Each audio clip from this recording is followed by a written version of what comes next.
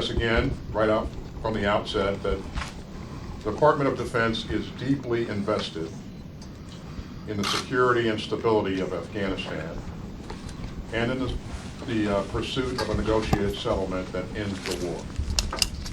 And let me reaffirm America's commitment to an enduring partnership with Afghanistan, especially our strong defense relationship.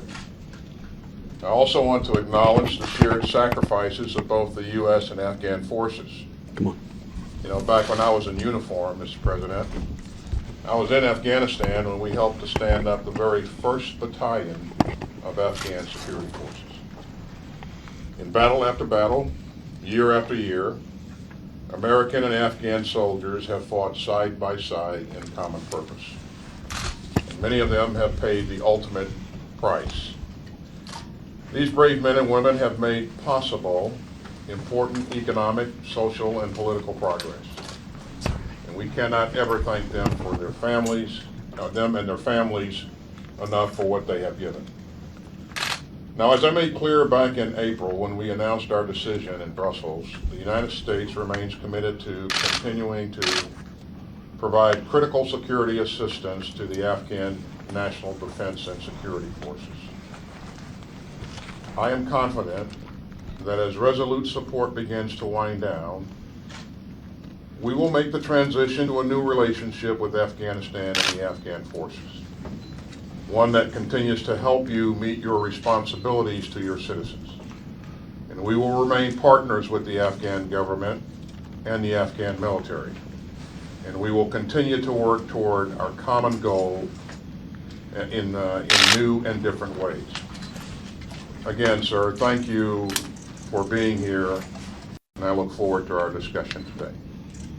Mr. Secretary, distinguished colleagues, it's an honor to meet you again, and thank you for your continued support and leadership in support of our people's security and stability in Afghanistan.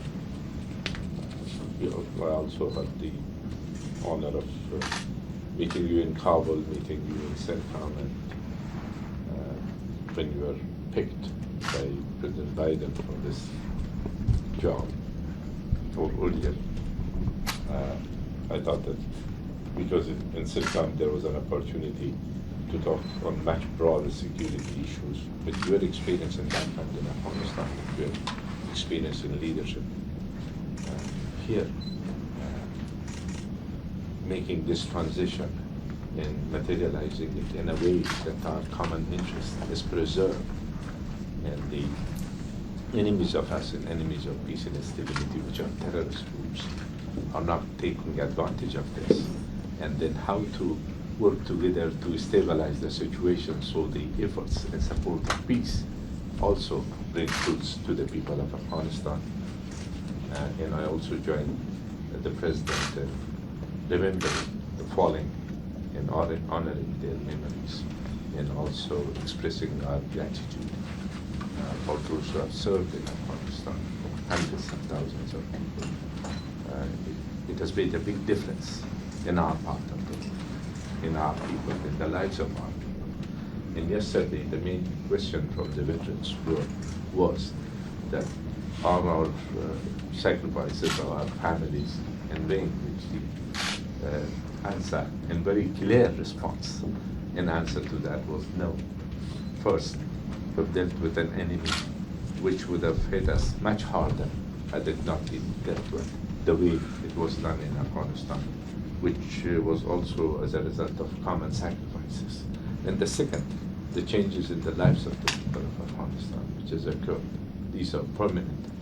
Today, of course, perhaps those who are fighting against us, they think that there is an opportunity and they might be able to take advantage of this. But I'm sure with the resolve of the Afghan people, leadership there, and also unity in the Republic, and also the continued commitment of our partners, the United States as lead partner, the announcement of the invitation by President Biden to our team, to the President and us all together to express that commitment, and also the opportunity to have with all of you here to talk about the work ahead of us in the new chapter, that will turn it into a common success. I'm sure about that.